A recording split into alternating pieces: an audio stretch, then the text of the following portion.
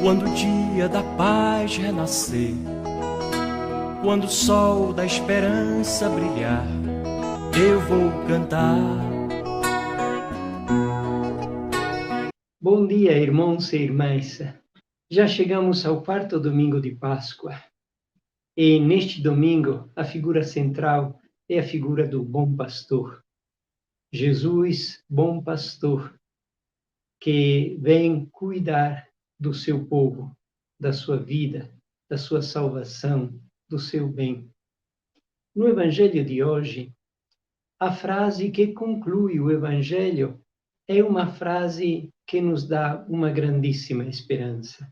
Diz Jesus: eu e o Pai somos um. Esta frase não diz somente da união de Jesus com o Pai na Santíssima Trindade, mas nos diz também que a vontade de Jesus e a vontade do Pai são a mesma, e é uma vontade de bem e de salvação para todo o gênero humano.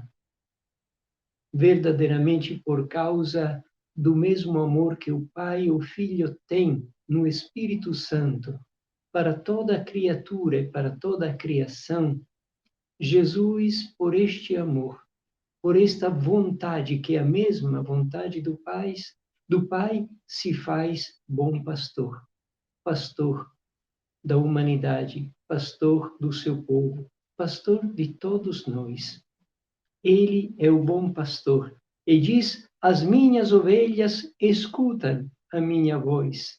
Eu as conheço e elas me seguem.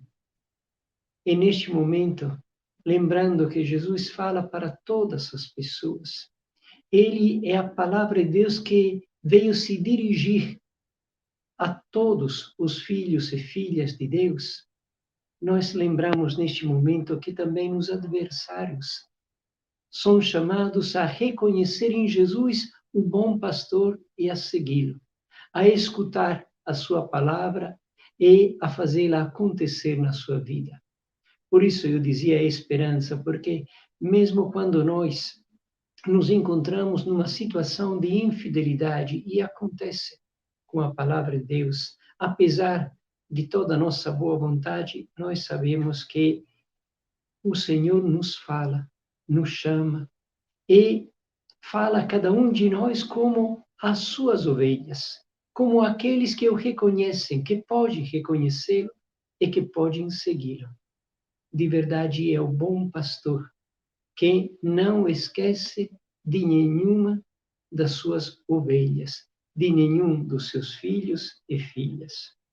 Mas nós temos que prestar muita atenção, porque às vezes pode acontecer que a gente possa transcurar a palavra de Deus.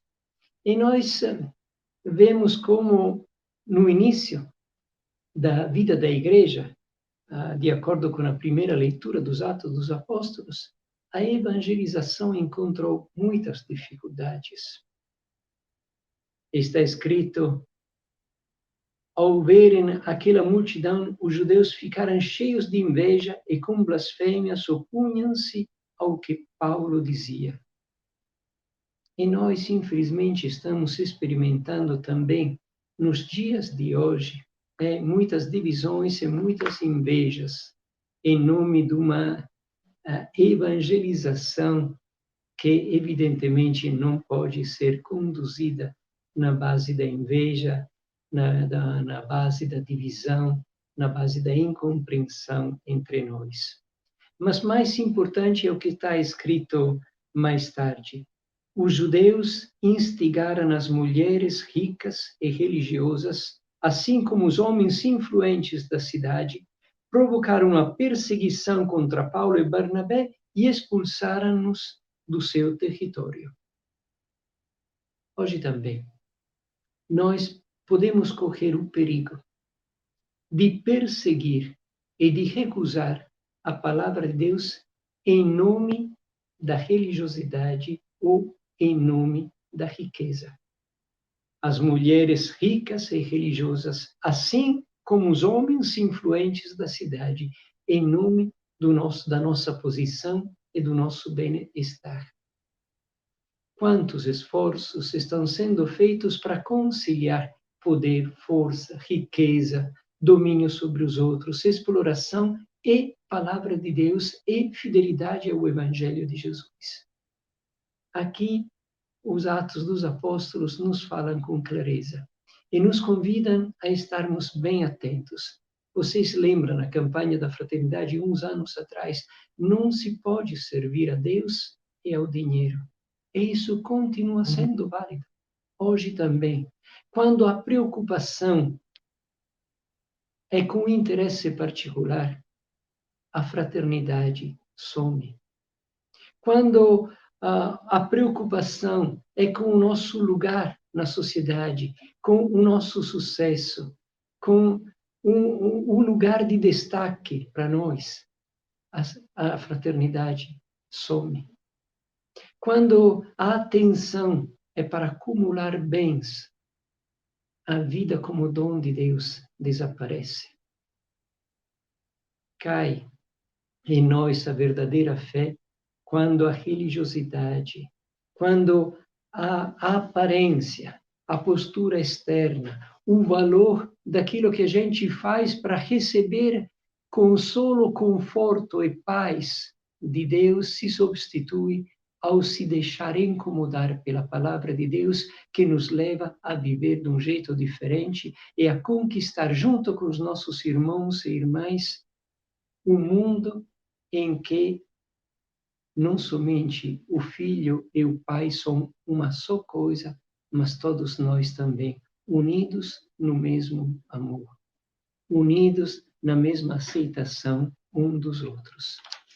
E assim vocês entendem, hoje continuando a leitura da mensagem ao povo brasileiro, elaborada pelos bispos na última Assembleia Geral, as palavras que são ditas a todos os brasileiros. Quando está escrito: a grave crise sanitária encontrou nosso país envolto numa complexa e sistêmica crise ética, econômica, social e política, que já nos desafiava bem antes da pandemia, escancarando a desigualdade estrutural enraizada na sociedade brasileira. A Covid-19, antes de ser responsável, acentuou todas essas crises, potencializando-as, especialmente na vida dos mais pobres e marginalizados. O quadro atual é gravíssimo. O Brasil não vai bem. A fome e a insegurança alimentar são um escândalo para o país, segundo o maior exportador de alimentos no mundo, já castigado pela alta taxa de desemprego e informalidade.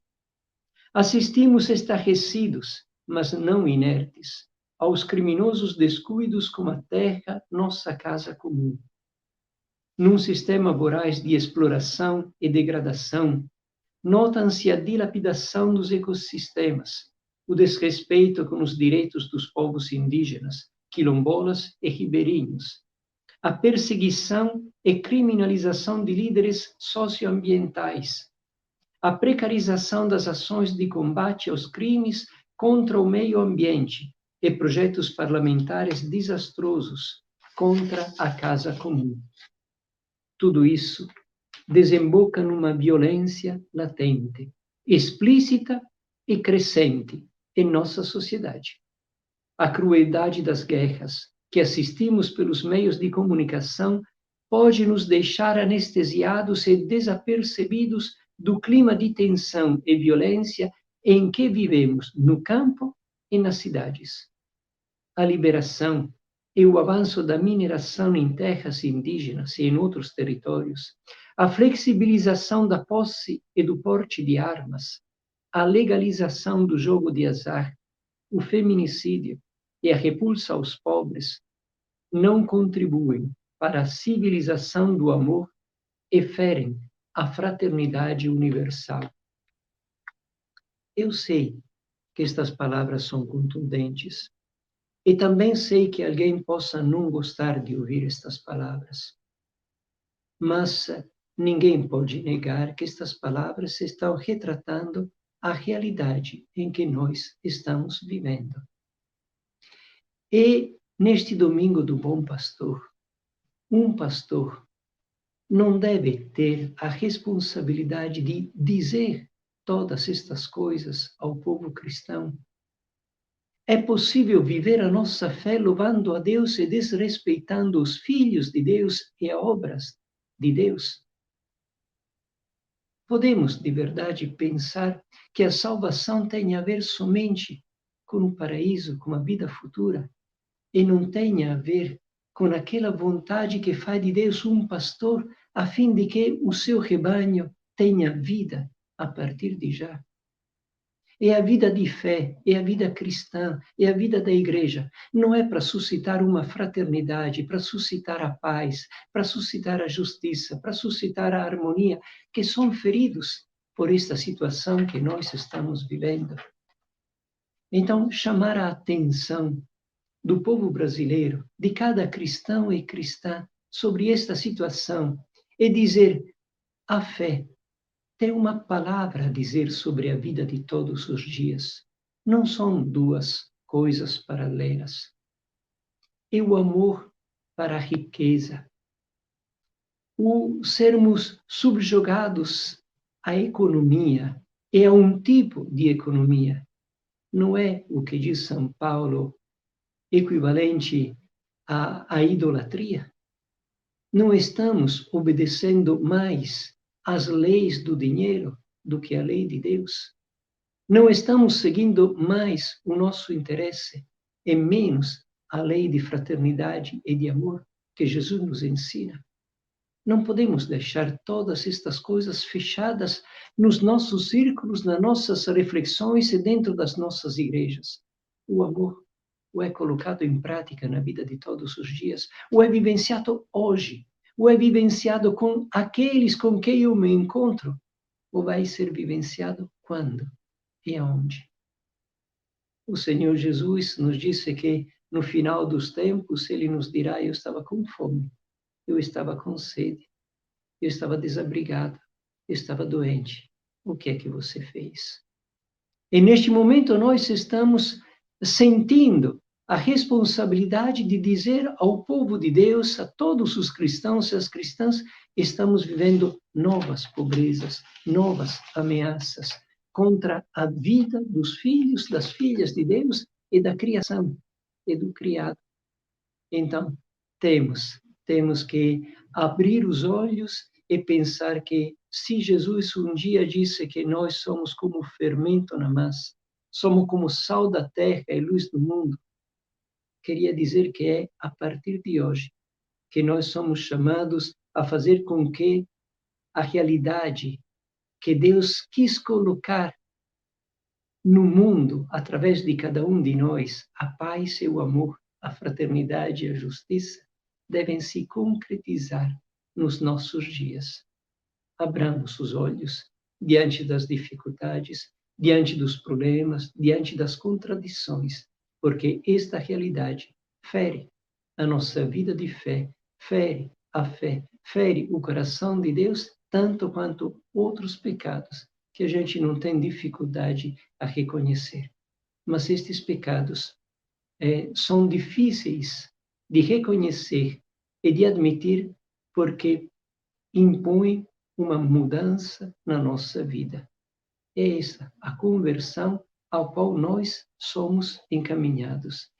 Então, vamos acolher a palavra de Deus, vamos acolher a mensagem dos bispos, porque a palavra de Deus tem que entrar na nossa vida cotidiana, deve entrar dentro da vida de todos os dias.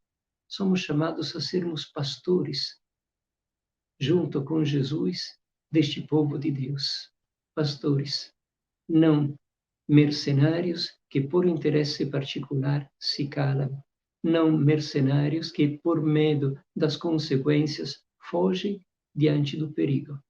Temos que alertar o povo de Deus a fim de que os cristãos e todos sintam a vocação e o chamado nesta realidade a serem fiéis ao Evangelho é transformar o Evangelho em estilo de vida.